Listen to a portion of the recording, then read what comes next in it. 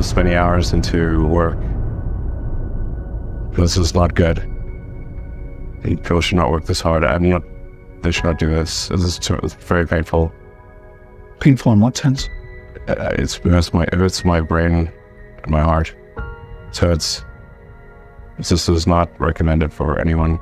I just did it because if I didn't do it, then Tesla, good chance Tesla would die. When my brother and I were starting our first company, instead of getting an apartment, we just rented a small office and we slept on the couch. And we showered at the YMCA, and we're so hot up we had just one computer. So the website was up during the day, and I was coding at night, 7 days a week, all the time. And I sort of briefly had a girlfriend in that period, and in order to be with me, she had to sleep in the office. So work hard, like every waking hour. That's the thing I would say particularly if you're starting a company. And I mean, if you do simple math, say like, okay, if somebody else is working 50 hours and you're working 100, you'll get twice as much done in the course of a year as the other company. I mean, Tesla really faced a severe threat of death due to the Model 3 production ramp. Essentially, the company was bleeding money like crazy, and just if we didn't solve these problems in a very short period of time, we would die. And it was extremely difficult to solve them. How close to death did you come? Well, yeah, within single-digit weeks. 22 hours a day? Like what? How many hours? Yeah, so 7 days a week, sleeping in the factory. I worked in the paint shop, general assembly, body shop. You ever worry about yourself imploding? Like it's just too much? Absolutely. If you're creating a company or if you're joining a company, the most important thing is to attract great people. So either join a group that's amazing that you really respect, or if you're building a company, you've got to gather great people. I mean, all a company is a group of people that have gathered together to create a product or service. And so depending upon how talented and hardworking that group is, and the degree to which they are focused cohesively in a good direction, that will determine the success of the company. So do everything you can to gather great people if you're creating a company. It's good to think in terms of the physics approach or first principles, which is, rather than reasoning by analogy, you boil things down to the most fundamental truths you can imagine, and you reason up from there. And this is a good way to figure out if something really makes sense, or if it's just what everybody else is doing. It's hard to think that way. You can't think that way about everything. It takes a lot of effort. But if you're trying to do something new, it's the best way to think.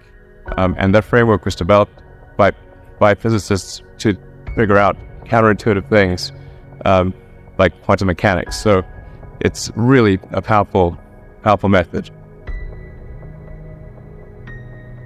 Then it's just you have to apply a lot of hours to actually working. So the way I generally do it is I'll be working at SpaceX on Monday, and then Monday night fly to the Bay Area, spend Tuesday and Wednesday in the Bay Area, then at Tesla, and then fly back on Wednesday night, spend Thursday and Friday at SpaceX.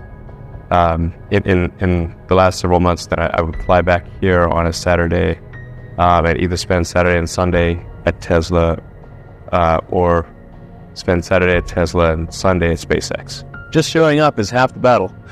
Just, you got to try hard to do it, and don't be afraid of failure. You also need to be rooted in reality. So you shouldn't, it's easy to get high in your own supply. You've got to not be afraid to innovate, but also don't delude yourself into thinking something's working when it's not. Or you're going to get fixated on a bad solution. Don't be afraid of new arenas. You can get a book, you can learn something, and experiment with your hands, and just make it happen. Find a way or make a way to get something done. But I think people can choose to be not ordinary. They can choose to not necessarily conform to the conventions that were taught to them by their parents. So yes, I think it's possible for ordinary people to choose to be extraordinary.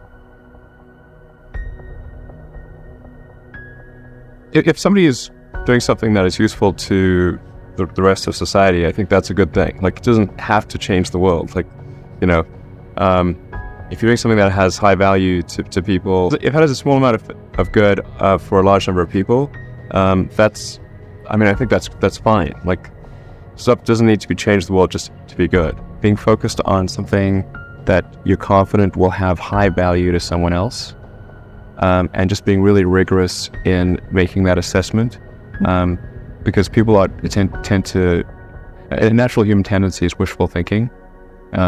So a challenge for entrepreneurs is to say, well, what's the difference between really believing in your ideals and sticking to them versus pursuing some unrealistic dream that doesn't actually have merit? And that is a really difficult thing to tell you. Can you tell the difference between those two things? Right. You know? So you need to be sort of very rigorous in your self-analysis. I think certainly extremely tenacious, and then just work like hell. I mean, you just have to put in, 80 to 100 hour weeks every week. All those things improve the odds of success. Okay. I mean, if other people are putting in 40-hour work weeks and you're putting in 100-hour work weeks, then even if you're doing the same thing, you know that in 1 year you will achieve what they achieve. You will achieve in 4 months what it takes them a year to achieve. You construct this like there's this great holy grail potential in the future. You have to stay grounded in the short term. So because if you don't do things that pay the bills, you're not going to achieve the ultimate long-term objective. But it's nice to have that sort of holy grail long-term potential out there as an inspiration for coming to work. It's really a mindset. You have to decide, we're going to try to do things differently. Well, provided that they're better. You shouldn't do things differently just because they're different. They need to be different or better. But I think you just have to sort of decide, let's think beyond the normal stuff and have an environment where that sort of thinking is encouraged and rewarded, and where it's okay to fail as well. Because when you try new things, you try this idea, that idea, well, a large number of them are not going to work. And that has to be okay. If every time somebody comes up with an idea that has to be successful, you're not going to get people coming up with ideas. You had that third failure in a row. Mm-hmm. Did you think, I need to pack this in? Never. Why not? I don't ever give up. I mean, I'd have to be dead or completely incapacitated.